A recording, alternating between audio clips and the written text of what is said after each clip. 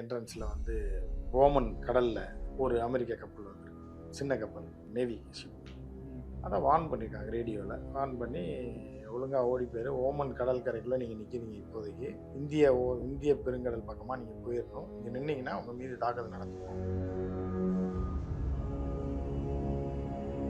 அது போக அங்கே இருக்கிற கப்பலுக்கு எல்லாமே வார்ன் பண்ணியிருக்காங்க, உங்களுக்கு தூரத்துலேயோ பக்கத்துலேயோ ஏதாவது நேவல் ஷிப் தெரிஞ்சால் குறைந்தது 10 நாட்டிக்கல் மைல் தள்ளி போயிருங்க, அதுக்கிட்ட ஒட்டி நீங்கள் ட்ராவல் பண்ணாதீங்க, ஏன்னா நாங்கள் எந்த நேரத்தில் வேணாலும் அதை தாக்குவோம், அப்போ உங்கள் கப்பலுக்கும் பாதிக்கும் அப்படின்னு ஒரு எச்சரிக்கை.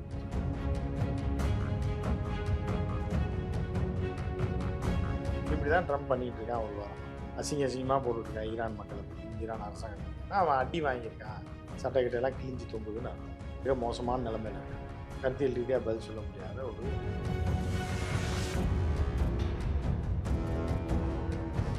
ஆனால் என்னென்னா, அமெரிக்கா வந்து இந்த உலகத்துக்கு நிறைய செஞ்சுருக்குன்றதுல மாற்றுக்கிறது கிடையாது. இன்று வரை அமெரிக்கா வந்து ஒரு தவிர்க்க முடியாத சக்தி.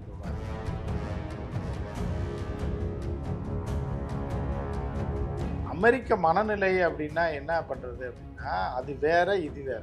அமெரிக்கான்ற நாடு இருக்குல்ல, அமெரிக்கா நாடு அது வைத்திருக்கக்கூடிய சயின்ஸு, அது செலவு பண்ணியிருக்கிறது, அது உலகம் பூரா இருக்க மக்களுக்கு ஒரு பக்கம் மிகப்பெரிய உதவியாக இருக்கின்றது. அது இல்லைன்னா அந்த உலகமே முடக்கி விட்டுறது உண்மை. அந்த மாதிரி தான் அமெரிக்கா நல்ல நாடு தான். ஆனால் அது எதிர்பார்க்கறது சில விஷயத்துக்கு மேலே எதிர்பார்த்துச்சுன்னா அதை யாரும். அமெரிக்கா நல்ல நாடு, அமெரிக்க மக்கள் நல்ல மக்கள், சயின்ஸில் நிறையா கண்டுபிடிச்சிருக்கு, உலகத்துக்கு பல நாடுகளுக்கு உதவி இருக்குது, அதெல்லாம் உண்மைதான். அதுக்காக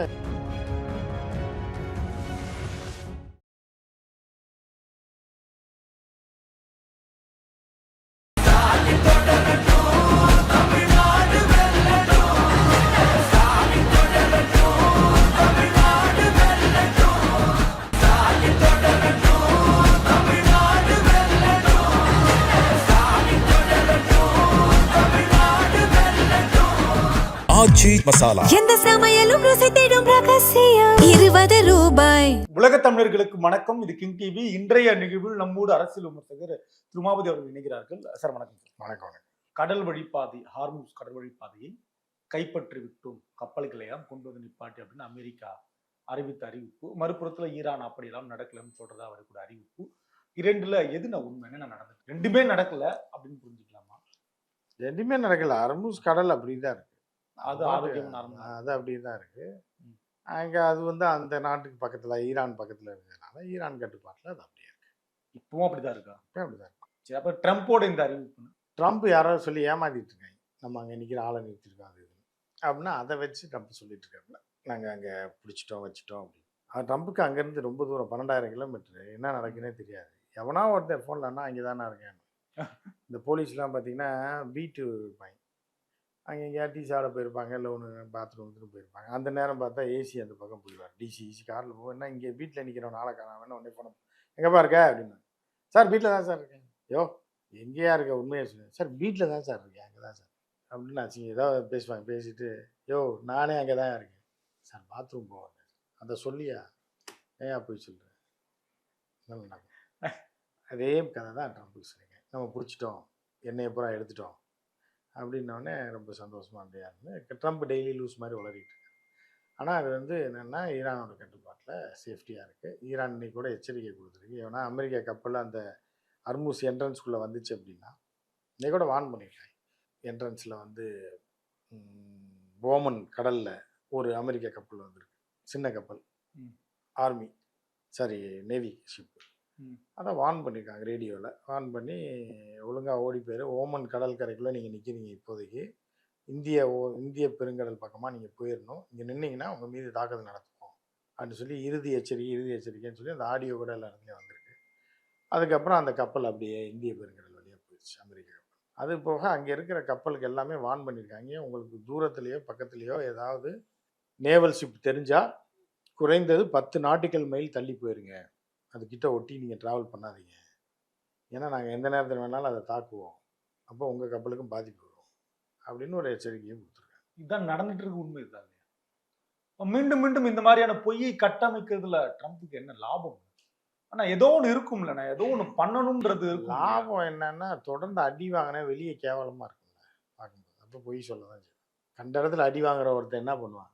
ஒண்ணும் தெரியாம வெளியே தெரியாம காட்டணும். அப்ப ஏதாவது ஒரு 4 பேர் நம்புற மாரி ஏதாவது பொய்ய சொல்லிட்டு ஓடி போயிரும். நீங்க வந்து பார்த்தீங்க, அது என்னன்னா, ஒரு இந்த ரோட்டு கொலா சண்டையெல்லாம் நடக்கும். நல்ல பொம்பளைங்க போய் வரிசையில நிப்பாங்க. குடத்த 2 குடத்த வச்சு நின்னுட்டே இருப்பாங்க. திடீர்னு ஒரு தேவ வரும் அங்க. ம்.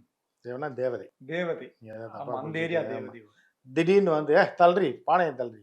4 அது என்ன? குடத்தோட அதுவும். ஆமா. வந்து தள்ளும்போது என்னக்கா நீ? டேய் என்னாடி உன்னைய பத்தி தெரியாதா? நீ அவனோட அன்னைக்கு அப்படி இப்படிங்கும்போது அத அசிங்க அசிங்கமா பேசும்போது என்ன ஆகும்னா, இது மிரண்டு போயிரும். சனிய புடிச்சிட்டு போறான். எதையா அசிங்க அசிங்கமா பேசுறா.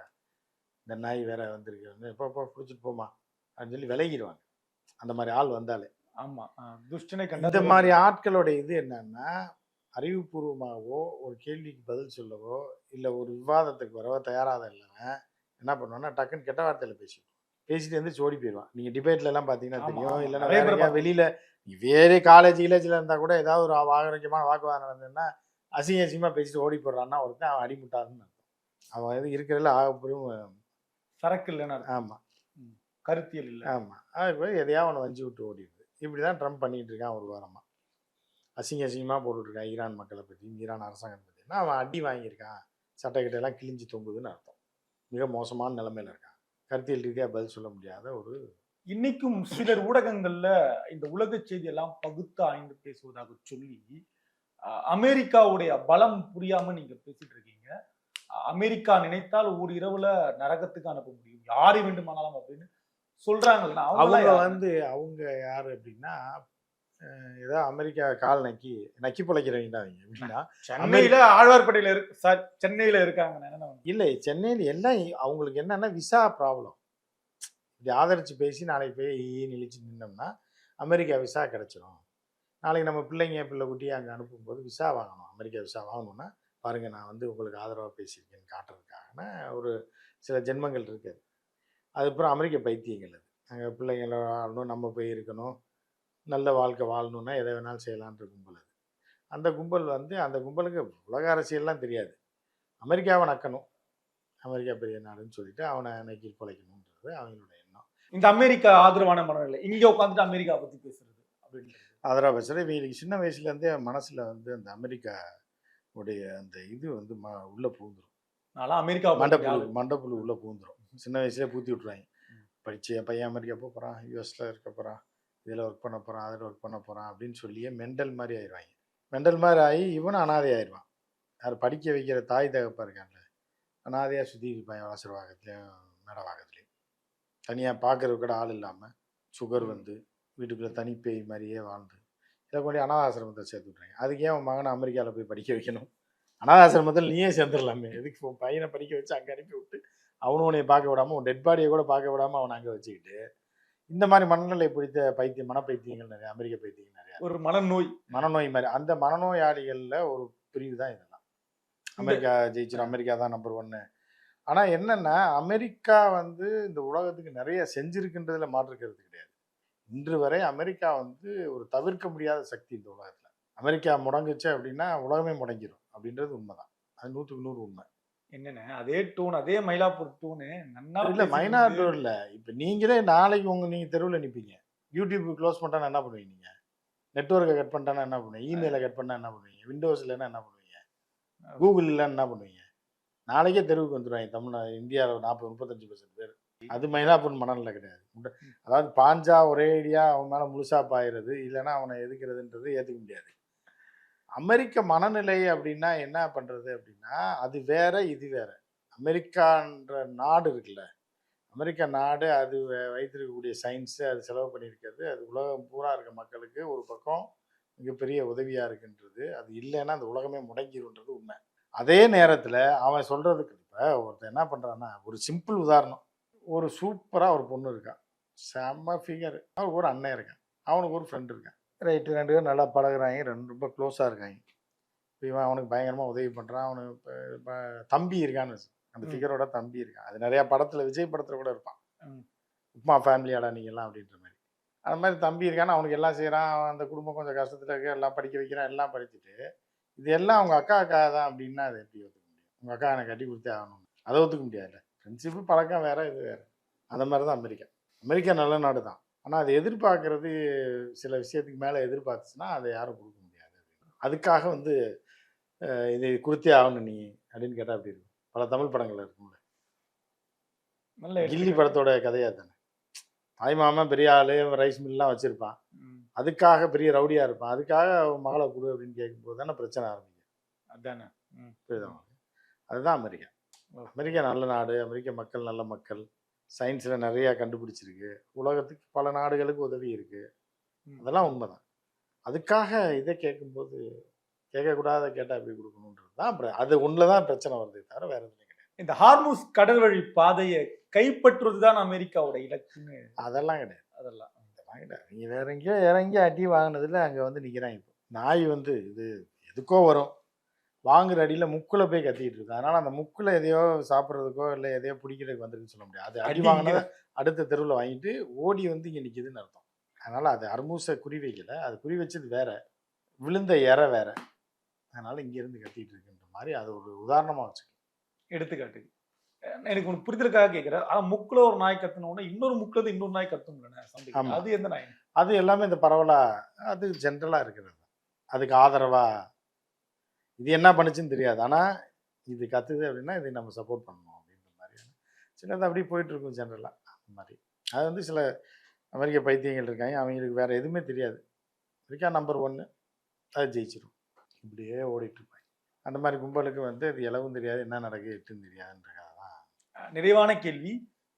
இந்த போரை தாண்டின இந்த செய்தியெல்லாம் நம்ம பார்க்கறது தாண்டி இந்தியாவுக்கு என்ன இதால பாதிப்பு இருக்குன்னு நம்ம என்னென்ன பண்றோம்? நமக்கு என்ன பாதிப்பு இருக்குது அப்படின்னா, இப்போ நம்ம வந்து ரொம்ப சேஃப்டியாக அப்படியே ஒதுங்கிட்டார். எதை பற்றியும் பேசுறது கிடையாது, வாய் திறக்கிறதே கிடையாது. அப்படி இருக்க முடியுமா? நான் ஒண்ணு அதான் கருப்புல இருக்காருல்ல. இருக்கு, சிகப்புல இருக்கு. அப்படிலாம் தேவையில்லை. நடுவில் வெள்ளை இருக்குல்ல, மையம் அதில் கூட இருக்கலாம். அதில் தான் இருக்காரு. மையத்துல இருக்கு.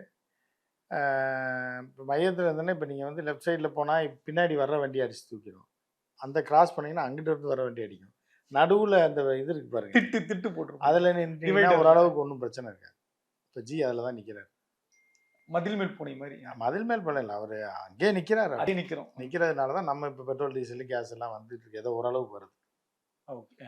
இல்லை இவர் ஏதாவது அந்த பக்கம் குதிச்சிருந்தாருன்னா லாரி அடிச்சிடும், அந்த பக்கம் குதிச்சிருந்தாருன்னா வேற ஏதாவது டேங்கர் அடிச்சிடும்.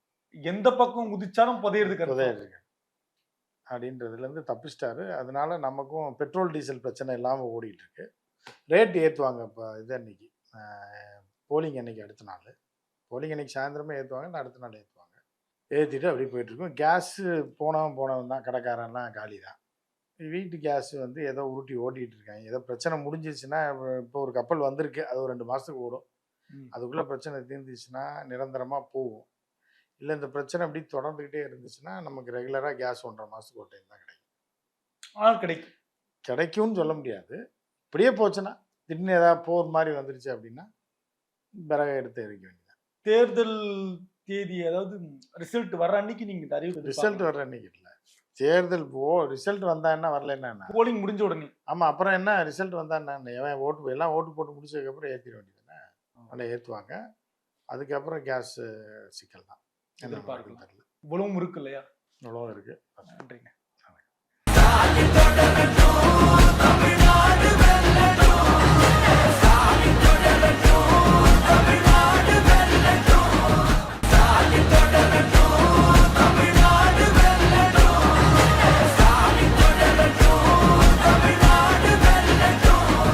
ஆச்சி மசாலா. எந்த சமையலும் ருசி தேடும் ரகசியம் 20 ரூபாய்.